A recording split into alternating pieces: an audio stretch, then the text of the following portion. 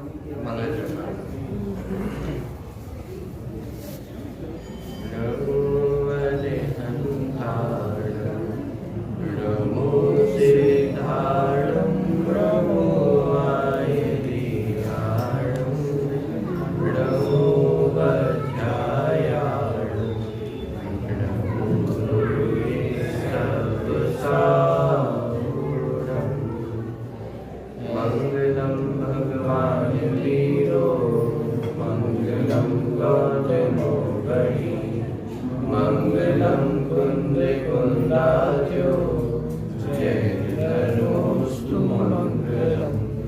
सर्वमंगलमांगल्यं सर्वकल्याणकारिकं प्रधानं सर्वधर्माणां जयं जयतु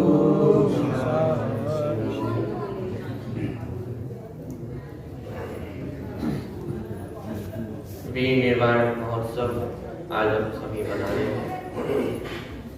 दीपावली पर्व भी इसे कहा जाता है। वास्तव में तो आज महावीर भगवान का निर्वाण महोत्सव आज उन्होंने मोक्ष की प्राप्ति की थी, इसलिए इसे वीर निर्वाण महोत्सव कहा जाता है। बहुत सारी चर्चाएं पर्व के संबंध में होती हैं, कैसे मनाना चाहिए, क्या होता है इस दिन। बहुत सारी चर्चा आप लोगों ने सुनी भी होगी, लेकिन आज थोड़ी सी चर्चा मैं अलग करना चाहूँ वाले महावीर भगवान के जीवन से हमें क्या क्या सीखने को मिलता है। यदि महावीर भगवान के चरित्र को उठा करके देखा जाए तो संसार दशा से लेकर के मोक्ष दशा तक की जो पूरी कथा है, माने प्रत्येक जीव की, वो हमें देखने को मिलती है। और ये शिक्षा मिलती है कि सामान्य सा जीव भी, माने हम और आप जैसे जीव भी, जो जीव हमें आंखों से दिखाई देते हैं, सड़क चलते हुए दिखाई देते हैं, जो आप ट्रेन में सफर करते हैं तो नाना प्रकार के भांति प्रकार के जीव आपको दिखाई देते हैं, जिनको देख करके हमें ऐसा लग सकता है कि अरे इनका तो कुछ भी नहीं हो सकता है, क्या होगा, भगवान भरोसे है, ये तो कैसे गाड़ी चल रही है। लेकिन ऐसे जीव भी मोक्ष दशा तक को प्राप्त कर सकते हैं। वो शिक्षा, वो कहानी, माने वो उसके माध्यम से हमें ख्याल में आता है। महावीर भगवान की चर्चा और कथा जब हम स्टार्ट करते हैं पढ़ना, तो सबसे पहला हमको कौन सा याद आता है?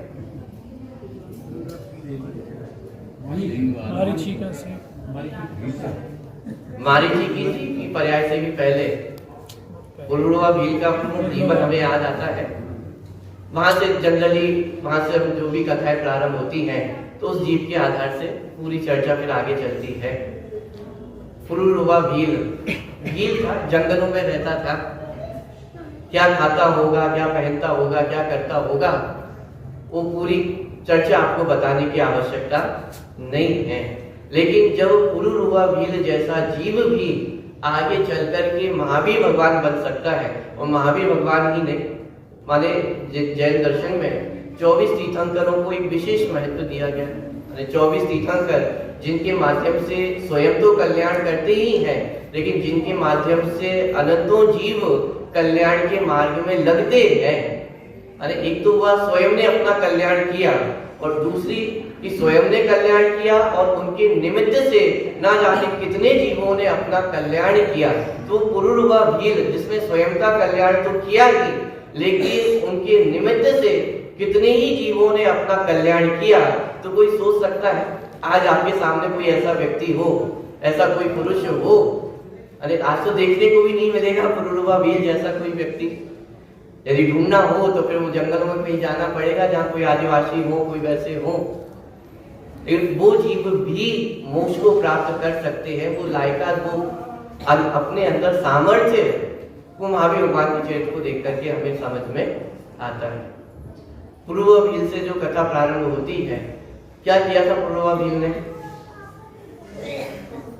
क्यों उसकी कथा हम पढ़ते हैं? संपूर्ण मांस नहीं छोड़ा था। कितना छोड़ा था? साहब बस कौवे का मांस नहीं, कौवे का मांस का त्याग किया था, और बाकी की किसी भी प्रकार के मांस का, किसी भी प्रकार के अन्य अवश्य पदार्थों का त्याग उसने नहीं किया। तो फिर हम भी ऐसा करें तो चल जाएगा ना? कि अरे भाई छल ग्रहण करने की आवश्यकता नहीं है। वहां प्रेरणा इस बात की दी गई थी कि अरे छोटा सा त्याग भी आगे चल करके कितने बड़ा रूप ले सकता है। वो एक छोटा सा त्याग का संस्कार आगे चल करके समस्त घर दीक्षा हमारे घर बार को छोड़ने तक पहुंच सकता है। उस त्याग की प्रेरणा दी गई थी। ये प्रेरणा नहीं दी गई कि साहब उसने कौवे का मांस छोड़ा है तो आप भी कौवे का मांस छोड़ दो और बाकी सब चल जाए। तो उसकी परिस्थिति अलग थी, उसका काल अलग था। लेकिन समझने वाली बात ये है कि एक छोटे से त्याग ने भी उस पुरुरवा भील को कहां तक पहुंचा दिया। तो ऐसे ही हमारे जीवन में भी जो छोटे छोटे नियम हैं, छोटे छोटे त्याग हैं, उनको ग्रहण करना हमें चाहिए। क्यों? क्योंकि ना जाने कब कौन सा संस्कार कब उदय में आ जाए। अरे हमें लगता है कि छोटी छोटी चीजें करने से क्या होगा, कि बच्चों को छोटे छोटे संस्कार क्यों दिए जाते हैं, बचपन से ही संस्कार देना क्यों प्रारंभ किया जाता है? क्योंकि वो छोटे छोटे संस्कार ही बड़े होकर कौन सा रूप धारण कर ले वो आपको भी नहीं पता। और ये छोटे छोटे संस्कार ही निश्चित तौर पे वो आगे चल करके उसको भगवान बनाने वाले हैं। तो इसलिए जो त्याग की प्रेरणा इतनी दी जाती है, जिनवाणी में भी जब हम उठा करके देखते हैं तो जगह जगह पर त्याग के महात्म्यों को बताया जाता है। क्यों करना? ऐसा हमने तो पढ़ा है कि सम्यक दर्शन होने के बाद व्रत नियम संयम होते हैं, तो फिर अभी करना या नहीं करना, ये प्रश्न हमारे चित्त में खड़ा होता है नहीं होता है? व्रत नियम संयम तो सम्यक दर्शन के बाद होंगे ना। तो पहले सम्यक दर्शन करना कि पहले व्रत नियम करना, त्याग करना? कि अरे भाई त्याग करने की प्रेरणा तो बच्चा होता है वहां से प्रारंभ हो जाती है। हम अपने बच्चों को भी रात्रि भोजन नहीं करना, नित्य देव दर्शन करना, पानी छान कर पीना, ये संस्कार तो छोटे से बालक में ही वो डालना प्रारंभ कर देते हैं। 8 साल का हो तो वहां तो सम्यक की लायकात उत्पन्न हो जाती है और उससे पहले ही व्रत नियम संयम आदि का पालन उसके जीवन में हम कराना प्रारंभ कर देते हैं। माने संकेत के बाद ही व्रत नियम संयम होते हैं, ये बात यद्यपि सही है, लेकिन वह बात उनके सार्थक होने की है कि व्रत नियम संयम आदि सार्थक संकेत के साथ होते हैं। लेकिन जब तक सम्यक दर्शन नहीं हुआ तब तक क्या करें कि अरे तब तक भी हमारा आचरण तो अच्छा होना ही चाहिए ना। वो पुरुरवा भील से यदि हम सीखें तो हमें ये सीखने को मिलता है कि हम किसी भी परिस्थिति में हो, किसी भी देश में हो, किसी भी काल में हो, हमारा धर्म हमारे साथ रह सकता है, हमारा त्याग हमारे साथ रह सकता है। वो छोटा सा त्याग आपको उन परिस्थितियों से निकालकर कहां तक पहुंचा देगा उसकी खबर आपको भी नहीं। बात समझ में आ रही है? तो ये छोटे छोटे जो त्याग हैं वो हमारे जीवन में निश्चित रूप से होने चाहिए। आगे चल करके थोड़ी फास्ट फॉरवर्ड अपन जर्नी करें। मारीची के जीव पर्याय की ओर मैं डायरेक्ट आना चाहता हूं। मारीची के जीव के जीवन पे थोड़ा सा विचार किया जाए तो मानिए पूरा पीएचडी का विषय है। यानी पूरे जैन दर्शन को समझना हो तो एक मारीची की जीव की पर्याय को समझ लो तो पूरा जैन दर्शन आपको समझ में आ जाए। आप विचार करके देखें, मारीची का परिवार यदि अपन विचार करके देखें तो उनके परिवार में कौन कौन थे? दादाजी कौन थे उनके? परिवार। इस युग के पहले तीर्थंकर माने जिन्होंने इस युग को पहली बार धर्म के स्वरूप से अवगत कराया, ऐसे पहले तीर्थंकर आदिनाथ भगवान वो उनके दादाजी थे। पिता कौन थे? भरत चक्रवर्ती। अरे चक्रवर्ती जो 6 खंड के अधिपति है, ये बात उनकी फेमस नहीं है। चक्रवर्ती भरत चक्रवर्ती के संबंध में फेमस क्या है कि घर में ही वैरागी, 6 खंड के अधिपति है, इतना साम्राज्य है, लेकिन इतना होने पर भी उनके संबंध में फेमस कौन सी बात हुई कि इतना सब कुछ होने पर भी वे कैसे थे? घर में ही वैरागी थे। माने ये उनके संबंध में जो प्रसिद्ध बात चलती है, माने जिसके घर में दादाजी कौन है? तीर्थंकर है। पिता कौन है? चक्रवर्ती है। चाचा कौन है? कामदेव है। और बाहुबली भगवान के संबंध में भी क्या बात प्रसिद्ध है? उनका तप प्रसिद्ध है कि 1 साल तक वो 1 वर्ष तक बिना हिले बिना कुछ किए अडिग रूप से वो तप में खड़े रहे। लताएं उनके शरीर पे चढ़ गई। प्रतिमाएं भी अपन देखते हैं तो सब लता वाली प्रतिमाएं अपन देखते हैं। माने उनके संबंध में प्रसिद्ध क्या हुआ कि वो तप के कारण अपने प्रसिद्ध हुए। बुआ भी आदिका है। आप विचार करके देखें, ऐसे परिवार जहाँ पे सब धर्मात्मा है, तद्भव मोक्षगामी जीव है, और ऐसे परिवार में एक मारीची जैसा जीव भी उत्पन्न हुआ है। आप विचार करके देखिए, आज के जीवन में यदि कोई ऐसा आपको दिखाई दे जाए, आप ये सिद्ध नहीं कर देंगे कि ये तो बिल्कुल अभव्य ही होना चाहिए। इतने अच्छे परिवार में भी उत्पन्न होकर के यदि कोई कुमार्ग पे चला जाए तो ये हमारे मन में भी आ सकता है कि नहीं, ये भी एक दिन तीर्थंकर बन सकते हैं। जब जब रावण की कथा चलती है तब भी हमें बड़ा आश्चर्य होता है कि ऐसा जीव भी तीर्थंकर बन सकते हैं क्या। लेकिन फिर भी रावण का जीव तो महाज्ञानी थे। मारीची जैसा जीव जो साक्षात समव शरण लगा है, और समव शरण में से कोई उठ करके आ जाए, बोलो आज ये सभा अपनी लगी हुई है और इस सभा में से कोई विरोध करके उठकर चला जाए, उसको भी पात्र है। आप उसको अपात्र घोषित नहीं कर देंगे कि ये मोक्ष जाने के तो पात्र नहीं है। मारीची के जीव ने भी ऐसा नहीं किया था। वो तो साक्षात पहले तीर्थंकर जो ऋषभ देव है उनके समव शरण से उठ गए, और उठे ही नहीं, क्या किया, कुमत चला दिया, 363 विपरीत मत और चला दिए। वो डायरेक्ट निगोद की एंट्री हम नहीं करा देंगे उसे, अभव्य सिद्ध नहीं कर देंगे। लेकिन ऐसा जीव भी आगे चल करके क्या बना, तीर्थंकर। दूसरी बात, मारीची के जीव की ऐसी अवस्था हुई, देखो उसने प्रश्न हुआ, सहज ही जिज्ञासा हुई कि भाई 24 तीर्थंकर कौन कौन से होंगे, कब कब होंगे। मारीची के जीव को भी अपने चित्त में जिज्ञासा हुई होगी कि मेरा भी भविष्य क्या होगा, मैं भी इस भव में भगवान बनूंगा या नहीं बनूंगा।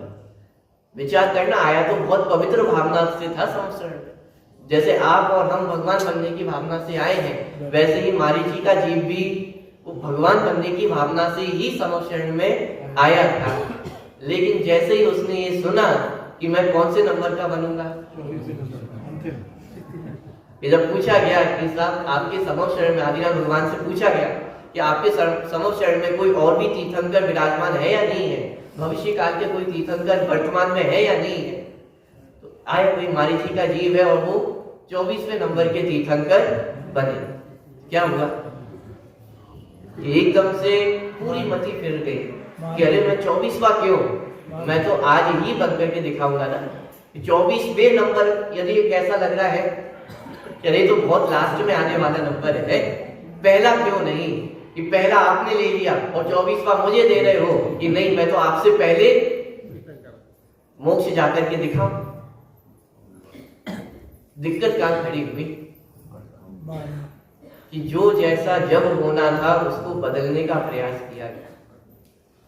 क्या क्या सोचा मारीची के जीव ने कि नहीं, मैं 24वां क्यों बनूंगा, मैं तो आज ही बनूंगा, अभी ही बनूंगा, इस भव में ही बन करके दिखाऊंगा। और इस एक मान्यता ने कितने भव भव तक उसको लटका दिया। आखिर बने तो कब, 24वें नंबर पे ही बने।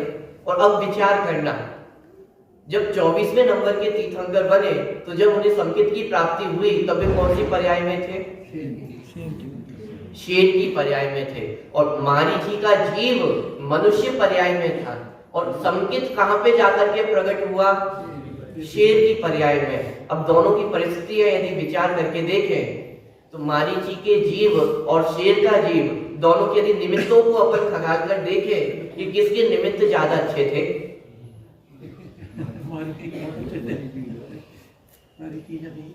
साक्षात पहले ऋषभ देव तीर्थंकर हो, दिव्य ध्वनि खिलरी हो, इससे अच्छा और कोई निमित्त हो सकता है।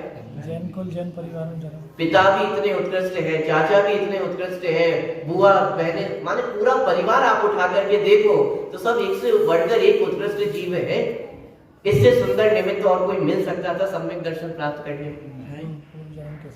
लेकिन जहां मारीची का जीव उस भव में सम्यक दर्शन को प्राप्त नहीं कर सका और दूसरी जगह शेर की पर्याय में जाकर के, और विचार करके देखना गंभीरता से, जब शेर की पर्याय में उसे सम्यक दर्शन हुआ तो कुछ समय पहले ही, 5 मिनट पहले ही क्या कर रहा था? मांस भक्षण कर रहा था, अपनी पेट पूजा कर रहा था। और अगले ही क्षण जहां मुनिराज आए, उन्होंने आकाश विहार हो रहा, शेर के उस जीव को देखा और एकदम देखते ही उनके मन में एक बात आई कि अरे कोई भव्य प्राणी दिखाई देते हैं, माने आसन्न भव दिखाई देते हैं। उनको उपदेश देने का भाव आ गया सहज ही। किसी ने पकड़ के रोका नहीं, किसी ने कोई कहा नहीं, सहज प्रक्रिया हो गई। कहाँ जंगल में मांस भक्षण कर रहा था, यहाँ वहां भटक रहा था और 2 मुनिराज आए और उपदेश दिया। मैं आपसे पूछता हूँ, क्या उपदेश दिया होगा? पहले में कहा अरे प्रभु तेरी जगह, क्या तो उपदेश दिया होगा और क्या तो शेर के जीव ने उपदेश सुना होगा। क्यों? हम और आप तो अभी दोनों मनुष्य है ना, सुनाने वाला भी मनुष्य है और सुनने वाले भी मनुष्य है। जब सुनाने वाले मनुष्य, सुनने वाले मनुष्य और भाषा भी दोनों की समान है, सुनाने वाले को भी हिंदी आती है, सुनने वाले को भी हिंदी आती है और समझ में आती है, लेकिन तब भी कितनों को समझ में आ जाता है?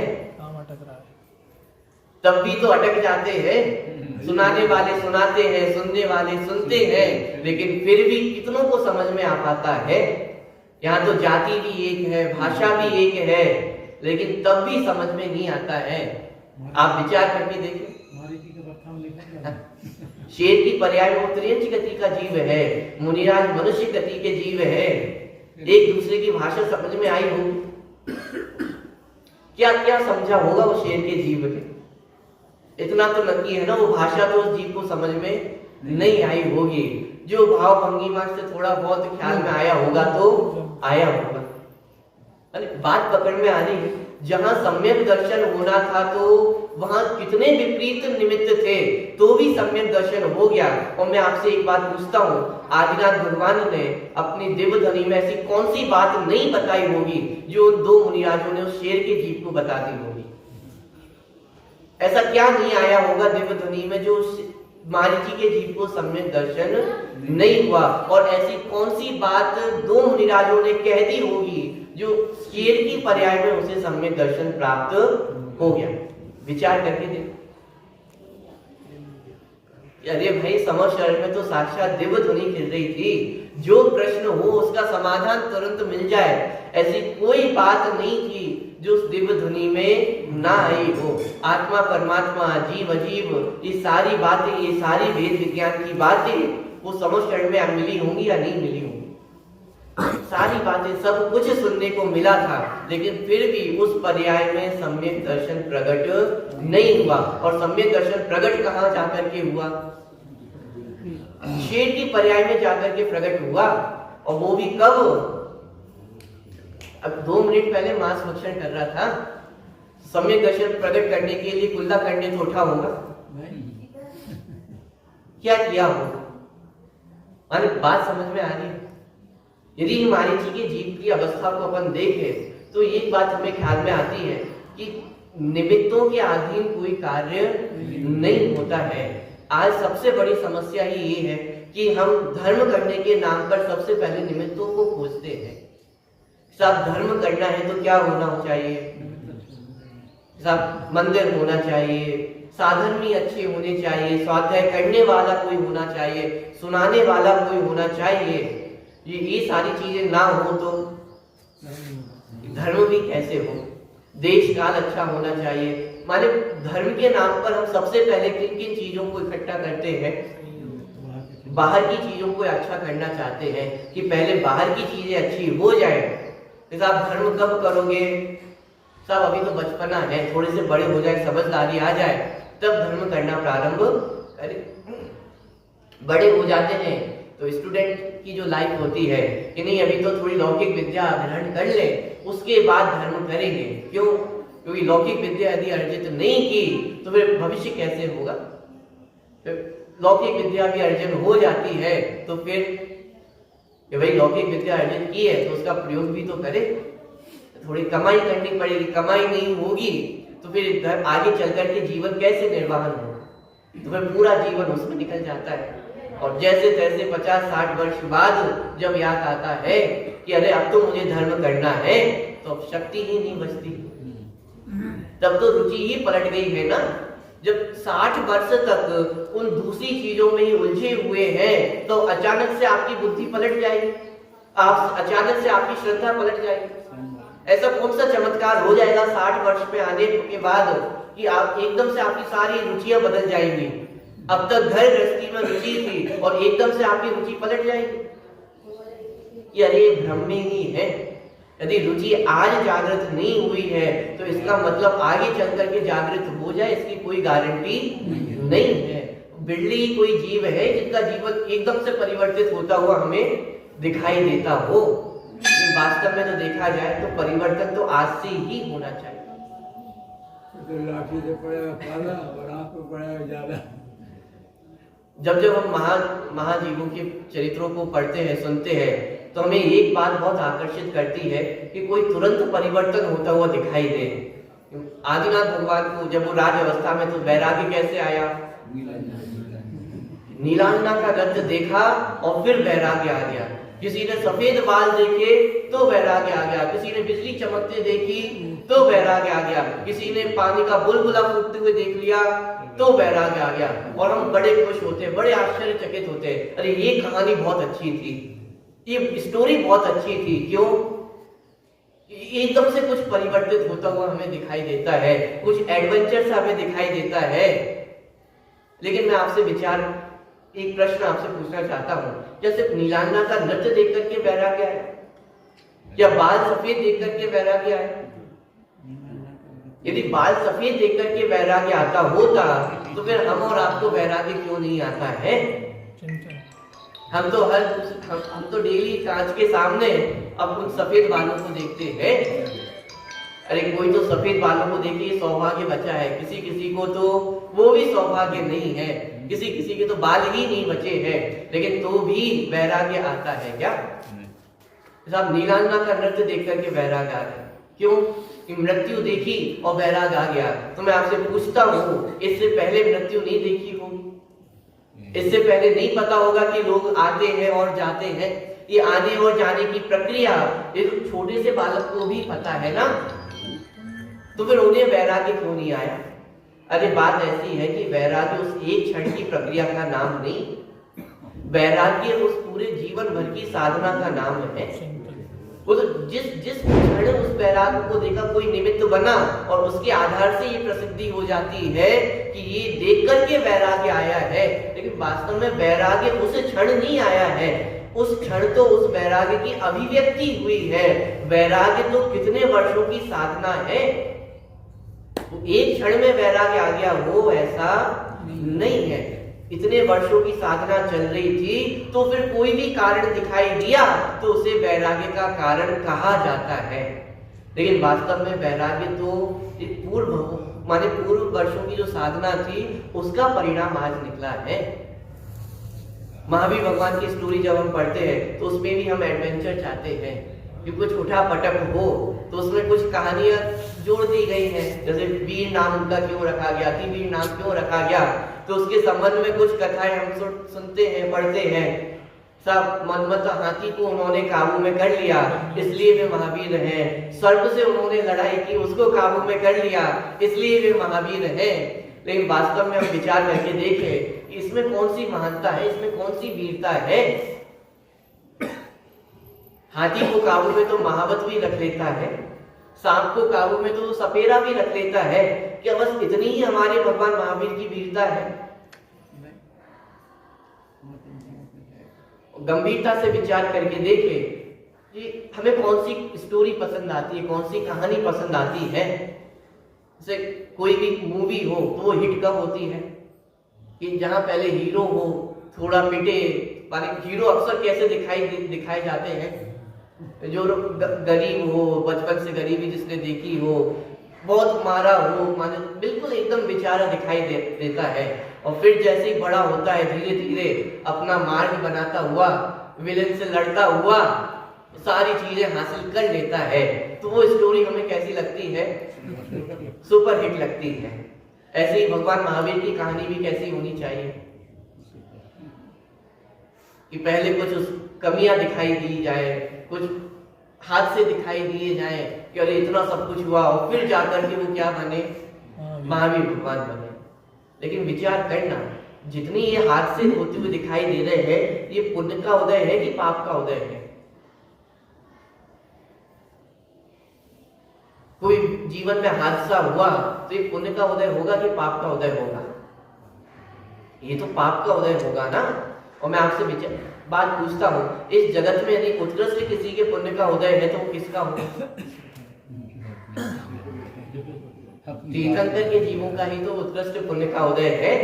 ये तीर्थंकर सबसे उत्कृष्ट पुण्य प्रकृति कही गई है, मानी ये तो सबसे उत्कृष्ट पुण्य है। और ऐसे पुण्यशाली जीवों के जीवन में कोई हादसा हो, कोई पाप का उदय आए, ये उनकी महानता को बताता है कि उनके जीवन पे कलंक दर्शाता है। महानता। लेकिन हमें क्या लगता है, चलिए ये भी कोई महानता की बात है।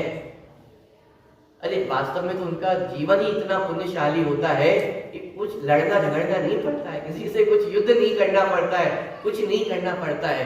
सब कुछ नहीं करना पड़ता है तो ऐसा भी कोई जीवन होता है? अरे ऐसे पुण्यशाली जीव भी होते हैं जहाँ कुछ उठा पटक करनी हो पड़े तो वो तो पाप का उदय है। आज आपको व्यापार करके, कमाई करके अपना पेट भरना पड़ता है, इसमें कौन सी बड़ी बात है? पुण्य का उदय किसे कहा जाए? घर बैठे आए, अरे घर बैठे सारी सामग्रियां उपलब्ध है, कुछ नहीं करना पड़े तो भी सब कुछ घर में अपने आप आ रहा है, ये पुण्य का उदय है ना। पॉइंट पकड़ में आ रहा है। हम स्टोरी कैसी चाहते हैं? पार्श्वनाथ भगवान की स्टोरी हमें बहुत अच्छी लगती है। अरे उपसर्ग हुए और उपसर्गों को जीत करके फिर वो क्या बन गए? पार्श्वनाथ भगवान बने। लेकिन मैं आपसे पूछता हूँ, इसमें कौन सी महानता है? उपसर्ग आना ये कोई उनकी महानता है? ये कोई उनकी महानता को दर्शाने वाले प्रसंग है? वास्तव में तो भगवान की महानता इसमें है कि अरे इतना पुण्य का उदय होने पर भी उनकी दृष्टि पुण्य की उदय पर नहीं रही। ये उनकी वीरता है, ये उनका महावीर पना है। इसमें कोई दम नहीं है कि हाथी को काबू में कर लिया, कि सांप को काबू में कर लिया, इसमें कोई वीरता नहीं है। अनादिकाल से हम और आपने भी ये सारे कार्य कितनी बार किए होंगे, वीरता इसमें नहीं है। वीरता इसमें है कि इतना पुण्य का उदय होने पर भी, इतने पाप के उदय होने पर भी दृष्टि कहाँ पे रही? कि दृष्टि अपने स्वभाव के ऊपर रही। इतने पुण्य के उदय होने पर भी वो पुण्य के उदय में उनसे प्रभावित नहीं हुए और उन सबको छोड़ करके उन्होंने जिन दीक्षा धारण की, ये उनकी वीरता है। लेकिन आज वीरता के नाम पर हमें क्या लगता है कि किसी ने यदि एक गाली दी है तो सामने से कितनी जानी चाहिए? कम से कम डबल तो होना ही चाहिए ना। तो इसमें वीरता लगती है। मर्द किसे कहते हैं? कि जो ईंट का जवाब पत्थर से ना दे तो वो मर्द भी क्या है? या हम तो महावीर की संतानें हैं तो हमें भी कैसा होना चाहिए? ये उपदेश आपको जगत में बहुत सुनने को मिल जाएंगे, लेकिन वास्तव में इसमें महावीर पना नहीं है, इसमें महावीर की संतान होना नहीं है। यदि सच में हमें महावीर की संतान बनना है, यदि सच में हमने महावीर भगवान को अपना आदर्श माना है, तो सच्ची वीरता किसमें है? द्रव्य कर्म, भाव कर्म, नौ कर्म, ये शत्रु है और इनको जीतने में वास्तव में महावीर बना है, इसमें वीरता है। द्रव्य कर्म, भाव कर्म, नौ कर्म को जीतना मतलब पर पदार्थों से प्रभावित नहीं, पर पदार्थों के प्रति आकर्षित नहीं होना, ये द्रव्य कर्म, भाव कर्म, नौ कर्म को जीतना है। आज 5 इंद्रियां हमें ऑर्डर देती हैं और तुरंत हम उनका पालन करने लग जाते हैं, तो ये आधीनता है, पराधीनता है। ये महावीर भगवान की वीरता नहीं है। यदि सच्ची वीरता यदि दिखानी है तो ये 5 इंद्रियों के सामने अपनी वीरता दिखाओ ना। 5 इंद्रियां आपको ऑर्डर देती हैं और आप तुरंत उनका पालन करने पहुंच जाते हैं। स्पर्शन इंद्रिय ने कहा कि साहब बहुत गर्मी लग रही है, तो तुरंत हम उसके अधीन होकर के सुख सुविधाओं की व्यवस्था करने नहीं बैठ जाते, रसना इंद्री ने ऑर्डर दिया कि भूख लगी है, कुछ अच्छा भोजन करना है, तो तुरंत हमने उसकी व्यवस्था कर दी। तो ये तो पराधीनता हुई ना। किसकी पराधीनता? पांचों इंद्रियों की पराधीनता है। तो इसका नाम वीरता कहाँ है? यदि सचमुच आपको कहीं वीरता दिखानी है, ये पांचों इंद्रियों के सामने आप वीरता दिखा। पांचों इंद्रिय के विषयों को छोड़ने में वीरता है, पांचों इंद्रिय के विषयों को भोगने में, पांचों इंद्रिय के विषयों की व्यवस्था करने में वीरता नहीं। ये तो गुलामी है, ये तो पराधीनता है। बात समझ में आ रही है? यदि महावीर भगवान के सच्चे शिष्य बनना है तो जैसा कार्य उन्होंने किया है वैसा कार्य हमें करना होगा। मात्र महावीर भगवान के हम शिष्य हैं, उनके अनुयायी हैं, ऐसा कहने से काम चलने वाला नहीं है। जिस पथ पर चल करके वो महावीर भगवान बने हैं, उसी पथ पर चल करके हमें भी महावीर भगवान बनना। पूजन के अंतिम में हम लोग पढ़ते, भूतकाल प्रभु आपका, वह मेरा वर्तमान, और वर्तमान जो आपका, वह भविष्य मम जान। एक प्रकार से हम संकल्प लेकर के उठ रहे हैं पूजन करके कि हे महावीर भगवान, हमने आज आपकी पूजन की है और आपकी पूजन करके आज मैं संकल्प लेकर के उठता हूँ कि जो आपका भूतकाल था वह मेरा आज वर्तमान है, और जैसा आपका वर्तमान है वह निश्चित रूप से मेरा भविष्य होगा, होगा और होगा। ये सच्ची पूजा है। ये संकल्प लेकर के हम उठ रहे हैं। ये वास्तविक जिन भगवान की पूजा, महावीर भगवान की पूजा है। ये वास्तव में वीर निर्माण महोत्सव है। और ये वीर निर्माण महोत्सव वास्तव में किसने मनाया था? कहा ना, वर्तमान जो आपका वह भविष्य मम जान। ये किसने करके दिखाया? गौतम गणधर स्वामी ने करके दिखाया ना, कि सुबह महावीर भगवान मोक्ष को गए और यहाँ पे शाम को गौतम गणधर स्वामी ने केवल ज्ञान की प्राप्ति की। तो सच्चा वीर निर्माण महोत्सव किसने मनाया? उसके आगे अनुबद्ध केवली जब अपन पढ़ते हैं सुधर्माचार्य, वहां गौतम गणधर स्वामी को मोक्ष की प्राप्ति हुई और यहाँ सुधर्माचार्य को केवल ज्ञान की प्राप्ति हुई। ये वास्तव में वीर निर्माण महोत्सव है। ये भगवान जो मार्ग आपने अपनाया है, जिस मार्ग पर आप चले हैं और जो स्थान आपने आज प्राप्त कर लिया है, मैं भी आज प्रतिज्ञा लेता हूँ कि मैं भी उसी मार्ग पर चल करके उसी सिद्ध दशा को प्राप्त करूंगा। इसके अलावा और कोई प्रयोजन वीर निर्माण महोत्सव का नहीं। बात पकड़ में आ रही है? तो हमारे मन में जो प्रश्न होता है कि वीर निर्माण महोत्सव कैसे मनाना चाहिए, उसका उपाय तो एक ही है कि वीर निर्माण महोत्सव मनाना हो तो वीर निर्माण महोत्सव तो वास्तव में उस दिन मनेगा जिस दिन हम भी केवल ज्ञान की प्राप्ति करेंगे, जिस दिन हम भी उस मोक्ष की प्राप्ति करेंगे। वास्तविक पर्व तो उस दिन मनाया जाएगा। साहब, जब तक मोक्ष की प्राप्ति नहीं हो रही तब तक क्या करें? अरे तब तक जिस मार्ग पे महावीर भगवान चल करके महावीर बने हैं उस मार्ग पे हमें भी तो चलना है। सम्यक दर्शन ज्ञान चैत्राणी मोक्ष मार्ग तथा सूत्र अपन ने पढ़ा कि ये मोक्ष मार्ग है। तो जब तक स्थान पर नहीं पहुंचे हैं तब तक क्या करना? कि उस मार्ग पर चलना है ना। दिल्ली जाना हो तो अभी दिल्ली नहीं पहुंचे तो क्या करना? दिल्ली जाने के रास्ते पर तो चलेंगे, मार्ग पे चलना तो बंद नहीं हो जाएगा। जब बहुत टाइम से चल रहे हैं, अभी तक दिल्ली आई नहीं है, तो चलना थोड़ी ना बंद कर देंगे। चलते चले जाओ। कब तक चलते चले जाओ? कि जब तक मंजिल प्राप्त ना हो। ऐसे ही मोक्ष की प्राप्ति वर्तमान में नहीं हो रही है तो क्या करें? मार्ग छोड़ देना ये तो कोई उपाय नहीं है। जो मार्ग है उस पर निरंतर चलते चले जाओ। तो प्रश्न खड़ा होता है, मार्ग क्या है?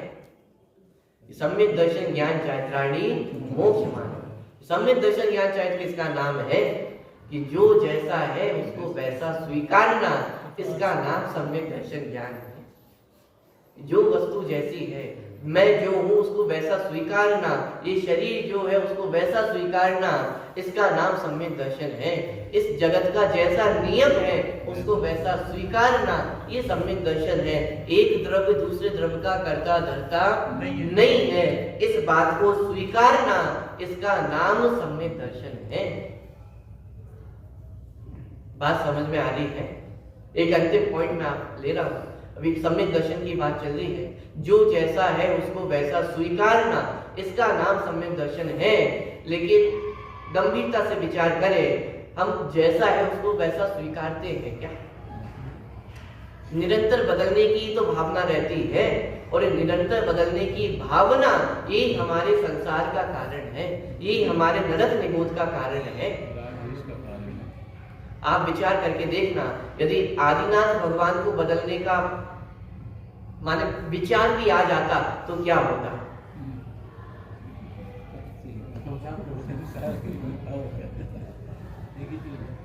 गंभीरता से विचार करके देख, किसी का परिवार हो और उसमें कोई अच्छा श्रेष्ठ व्यक्ति निकल जाए और उसके परिवार वाले यदि कोई विपरीत मार्ग पे निकले तो क्या होता है? जगत में अपमान होता है या नहीं होता है? उन परिवारजनों का अपमान हो वो तो एक अलग बात है, लेकिन उस परिवार से संबद्ध जो उत्कृष्ट स्थान पे है उसका भी अपमान जगत में होता है या नहीं होता है? बोलो, आदिनाथ भगवान जिनके परिवार में उनका पोता मारीची का जीव और वो विपरीत मार्ग पे निकल रहा है, तो लोग बातें नहीं बनाते होंगे, बातें नहीं करते होंगे कि अपने घर वालों को ही नहीं संभाल पा रहे हैं, दुनिया को तो मोक्ष का मार्ग बता रहे हैं और अपने परिवार वालों को ही, अपने पोते को ही नहीं समझा पा रहे हैं सच्चा मोक्ष मार्ग क्या है। आप विचार करके देख, चक्रवर्ती भरत चक्रवर्ती, यहाँ पे आदिनाथ भगवान को केवल ज्ञान प्राप्त हुआ है, दिव्य ध्वनि खेलने वाली है, और भरत चक्रवर्ती कहाँ पर जा रहे हैं? दिग्विजय पर जा रहे हैं, विजय यात्रा पे जा रहे हैं। आपके घर में कोई ऐसा इंसान हो, यहाँ पे कोई मुनिराज आए हो, कोई विद्वान आए हो, 10 लक्षण पर्व चल रहे हो, जहाँ 10 दिन आराधना के पर्व हो, और उसमें कोई आपके परिवार का व्यक्ति मंदिर ना आए, मंदिर तो आए ना और कहीं घूमने चला जाए, आप क्या करोगे? ऐसे ही कुछ वहां पे नहीं हो रहा है, यहाँ केवल ज्ञान हो रहा है। दिव्य ध्वनि इस युग की पहली दिव्य ध्वनि खेलने वाली है, पहली बार मोक्ष मार्ग का उद्घाटन होने वाला है, और यहाँ पे भरत चक्रवर्ती कहां पर जा रहे हैं? कैसे कैसे जीवों से पाला पड़ा है। बाहुबली भगवान, बाहुबली स्वामी और भरत चक्रवर्ती आपस में लड़ रहे हैं। कैसा परिवार है? और आदिनाथ भगवान पे ये सब विकल्प सताते होते तो फिर क्या होता? आदिनाथ भगवान सुखी क्यों रहे? केवल ज्ञान हो जाने के बाद वो सुखी क्यों रहे? उनके सुख का कारण क्या था? जो जैसा होना है उसमें निश्चित है कि जो जैसा है उसको वैसा स्वीकार है। एक द्रव्य दूसरे द्रव्य का कर्ता नहीं है, यही उनके सुख का आधार था। यदि वे भी एक द्रव्य को दूसरे द्रव्य का कर्ता मान लेते, यदि वो ऐसा मान लेते कि अरे मैं इस युग का पहला तीर्थंकर हूं और अपने परिवार वालों को ही ना समझा सकूं तो जगत क्या कहेगा, यदि ये बात उनके मन में आ जाती तो वो सुखी हो पाते क्या? अरे तीर्थंकर बन पाते क्या? उनके सुख का आधार ही ये था कि एक द्रव्य दूसरे द्रव्य का कर्ता नहीं है, इसलिए वे अनंत सुखी हो। जिसकी जैसी योग्यता है वो उस काल में ही पकेगी, उससे पहले नहीं कर सकता हूँ, बाद में डिले नहीं कर सकता हूँ, जिस समय जिसको जैसा होना है। अरे आप विचार करके देखो ना, ऊपर 3 प्रतिमाएं विराजमान है 24वीं में। कौन कौन सी प्रतिमाएं विराजमान है? अनंतवीर, जम्बू स्वामी और सुंदर। अनंतवीर कौन है? प्रथम अनुरूप। कौन है अनंतवीर? आदिनाथ कि आदिनाथ भगवान से भी पहले मोक्ष जाने वाले, माने इस युग के पहले तीर्थंकर भगवान से भी पहले मोक्ष जाने वाले जीव वो अनंतवीर हो। सब ये शोभा देता है इस युग के पहले तीर्थंकर जिन्होंने मोक्ष मार्ग बताया है, और उनसे पहले कोई मोक्ष चला जाए पिता को छोड़ दिया खुद से चलेगा। ये बात शोभा देती है क्या? गंभीरता से विचार करके देखे, माने आदिनाथ भगवान के पास यदि आप देखो तो दुखी होने के कितने कारण थे। इतने कारण तो आप लोगों के पास भी नहीं होंगे जितने कारण उनके पास थे दुखी होने के, लेकिन वे दुखी हुए क्या? क्यों दुखी नहीं? क्योंकि एक द्रव्य दूसरे द्रव्य का कर्ता नहीं है। ये बात उनको समझ में आ गई थी ना, और यही उनके अनंत सुख का आधार था। ये एक शिक्षा ये आपको भी केवल ज्ञान अनंत सुख प्रकट कराने वाली है कि एक द्रव्य दूसरे द्रव्य का कर्ता नहीं है। समझाने का विकल्प आता है ये अलग बात है, लेकिन मैं समझा नहीं सकता हूं, ये मान्यता अपने चित्त में होनी चाहिए कि मेरे समझाने से कोई समझ जाए ऐसा अतीत काल में संभव नहीं है। और समझाने से यदि कोई समझ जाए तो फिर अनंत केवली भगवानों की जो दिव्य ध्वनि है वो झूठी सिद्ध हो जाए। पॉइंट पकड़ में आ रहा है? तो एक द्रव्य दूसरे द्रव्य का कर्ता नहीं है, ये एक जैसी वस्तु है उसको वैसा स्वीकार करना। आदिनाथ भगवान ने स्वीकार किया तो वे उस भव में मोक्ष को प्राप्त हो गए। मारीची के जीव ने शेर की पर्याय में जाकर के स्वीकार किया तो वो शेर की पर्याय में जाकर के सम्यक्त्व को प्राप्त हुआ। और जिस क्षण हम इस बात को स्वीकार करेंगे तो उस क्षण हम भी सम्यक्त्व को प्राप्त कर सकते हैं। और उस समय वास्तव में जो वीर निर्माण महोत्सव है वो उस दिन सार्थक होगा।